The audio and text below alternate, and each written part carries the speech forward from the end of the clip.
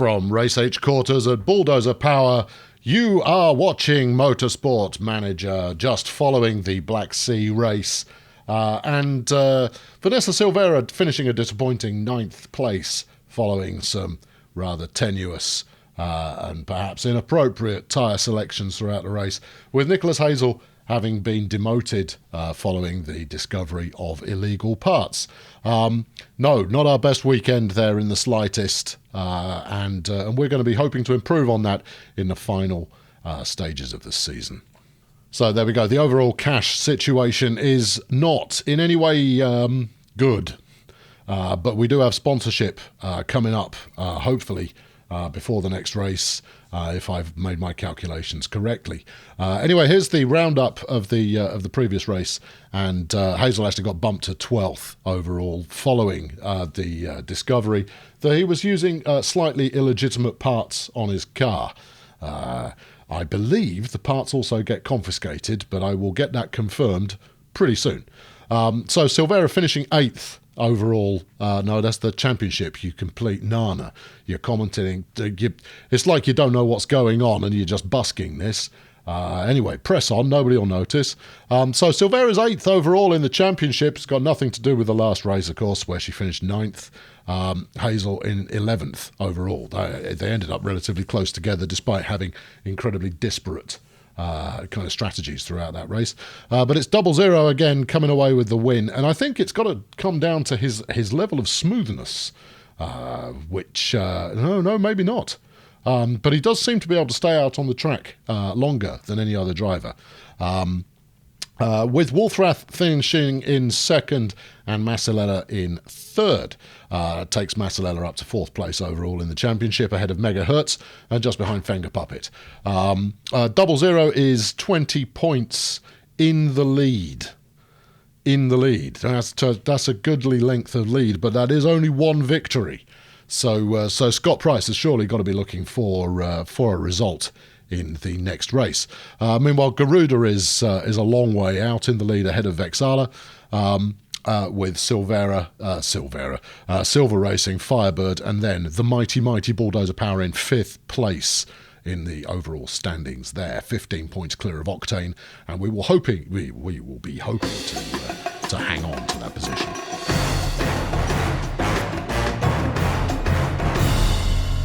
So with just one race left to go in the season, we catch up on our inbox, and Gary's reporting that, as usual, Nicholas's car has taken virtually no performance loss at all, whereas Vanessa's is going to take a little bit longer to fix up. Rachel Noy is up, shoving a microphone into my face, going, "Answer the question." And the question is, which one of your drivers is better? Vanessa Silveira. Ta-da! There we go. That was one of the easier questions that we've had there. Gary's reviewed the pit stop performance. Now, we did 5 pit stops, which is more than we want to do. The fastest was almost a second slower than our season record, and we had 3 pit mistakes. Good. Well, that's nice. I think, if anything, next season we'll be looking to reinforce the pit crew with some people who know what the hell they're doing. Big Ern from the GMA is here. That apparently my attempts to pervert the wonderful purity of this great sport. Ernie, you keep offering me the option to pervert this great sport by chucking you £1 million. So there we go. Yes, he's giving me a slap on the wrist for having used a part that actually wasn't that good in the first place.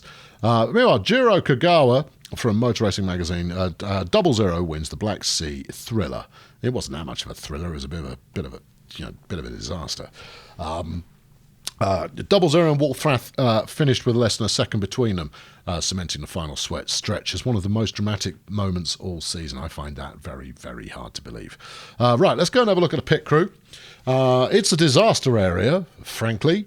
It's now a 3-way tie on the pit crew leaderboard, with Mandana and Becerra and Long Johns tied first for the high score in the mistakes stakes so far this season with one race left to go. Any one of them could take it, but it's unlikely to be Long John's. He is not fit.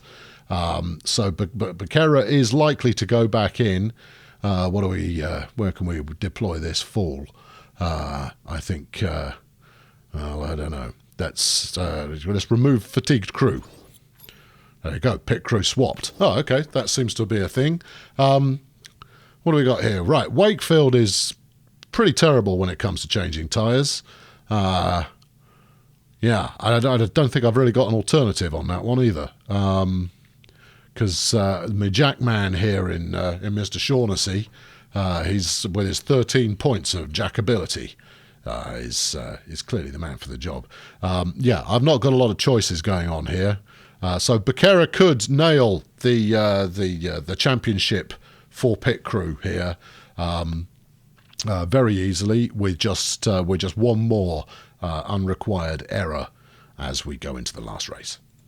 So Nicholas Hazel is apparently not feeling it. I'm really struggling with my driving at the moment. Oh, I hadn't noticed.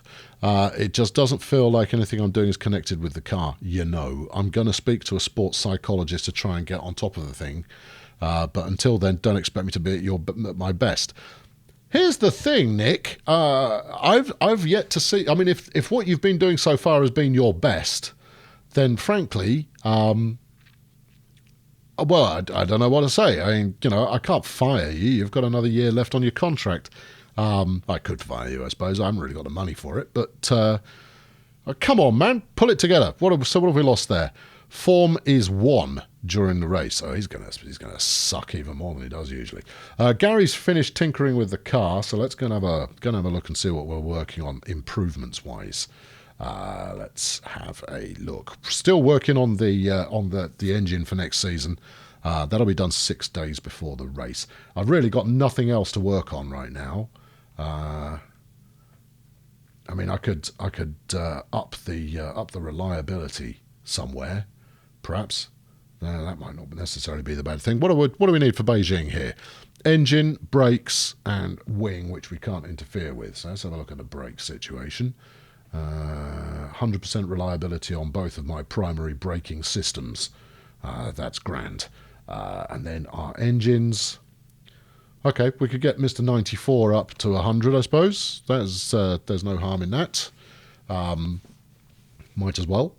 And anything else while we're about it? Yeah, you banned this part, which means that Nick is going to be running on very, very bad suspension.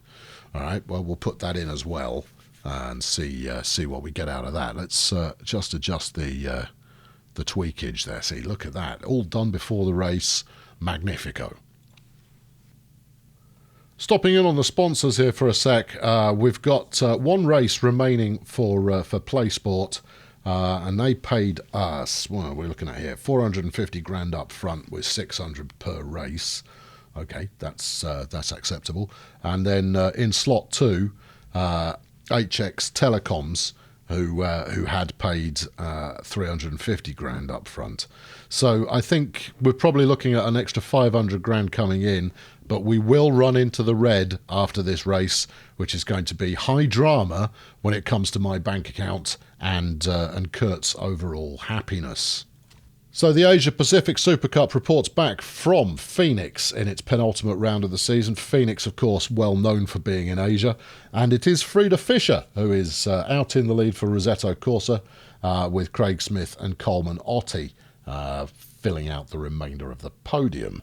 What does that do to the standings? Nothing in the slightest. It's still Chinar who is out in front with Hawk just 1 point behind. Fisher's result there keeps her in the chase for that elusive finishing in top position rank thing. But they've got one race left to go, and it's wide open between the top 3 drivers, depending on how Chinar actually gets in. Chinar, of course, completely failing to score that weekend. Well, Bjorn Bjelland is unusually in my inbox, and he wants some advice on love. What? It's about my other half. I know she's not perfect, but at my age, I should start settling for what I can get. Do you think I should marry her? what? Frankly, it doesn't really matter because, well, I mean, you're my third driver, Bjorn. And I'm not here to give, love advice. It's not a show that I tend to do. Added, you can do better. Do better, Bjorn. Don't settle. Never settle, because it'll end in tears. And all of that money that you're sat on, that you're currently paying me to drive my car, you'll end up splitting that with your missus when she splits up with you in a year and a half. And that'll mean you can pay me less. So there you go. I'm going to take a mercenary approach on that one. Sophia has finished her work on Hans 00 finally, so we can now see exactly why this madman driver is doing so well, and frankly, it looks like it's the car. So he's a hard worker, which adds fitness and mechanic relationship. He's media shy, and he's joined a cult. Have you guys heard about Zodion? Well, I have now.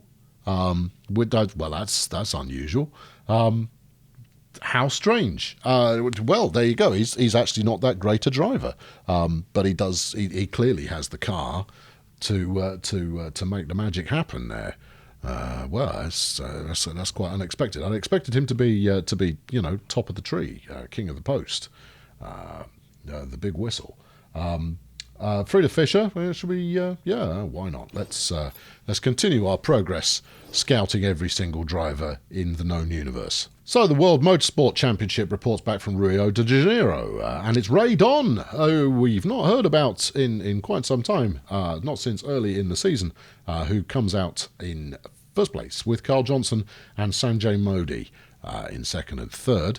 That keeps Fishburne and Johnson out in front. Johnson closing the gap there over his teammate at Scuderia Rossini.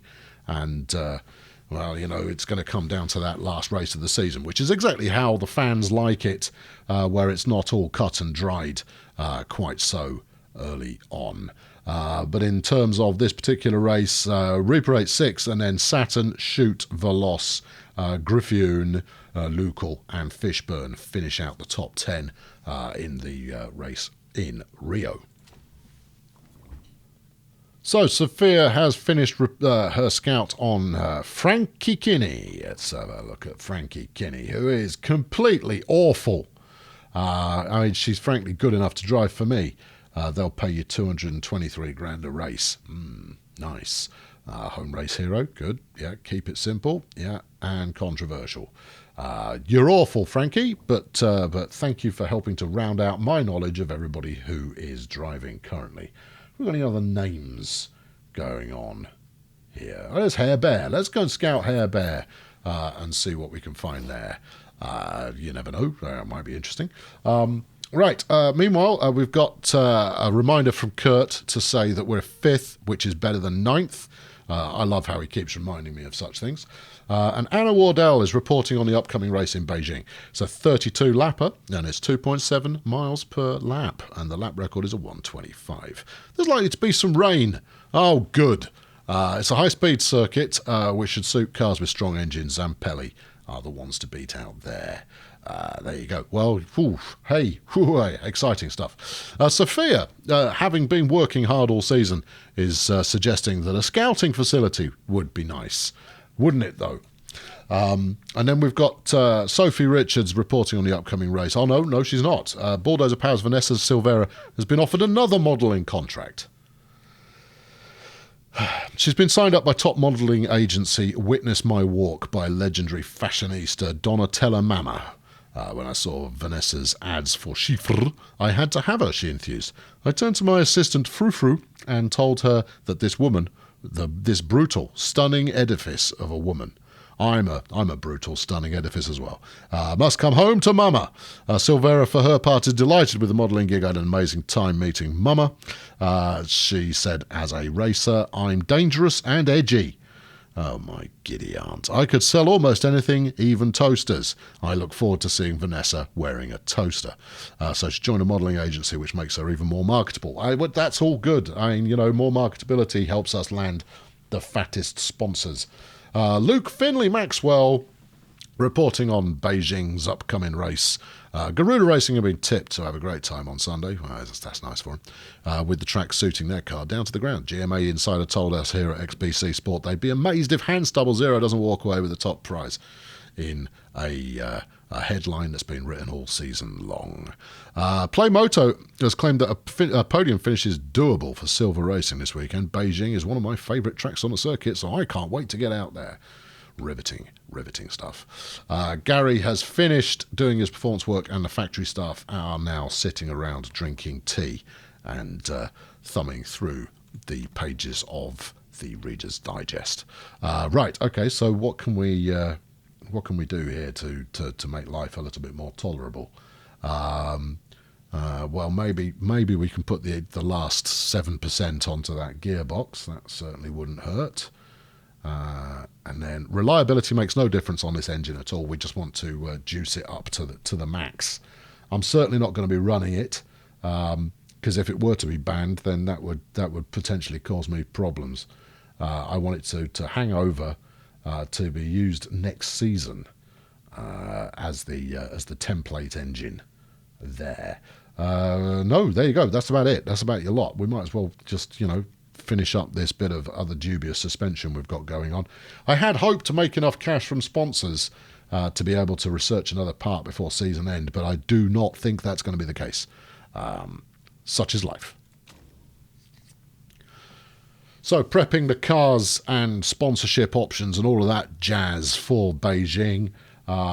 I think we're gonna stick with Play Sport and the potential 600 grand. I mean, frankly, we're looking at Vanessa to get this done because if Hazel can do anything at all, I'll be absolutely amazed. Part fitting, setup opinion unsure because it doesn't actually have all the parts on there. Let's add some fresh suspension for you, and an old favourite is coming back in with original part 2. There we go. You there on here. That's it. There you go. That's going to make him delighted, I'm sure. The parts are a bit naff, aren't they? But you can't drive, so why do we care? There we go. So that's the parts selected. There's really not a lot we can do about that. We're going to take what we've got, frankly. And we're going to head out to Beijing, where I shall see you for the final race in the season. It's bound to be an absolute belter, and hopefully Vanessa can do something delightful while we're there.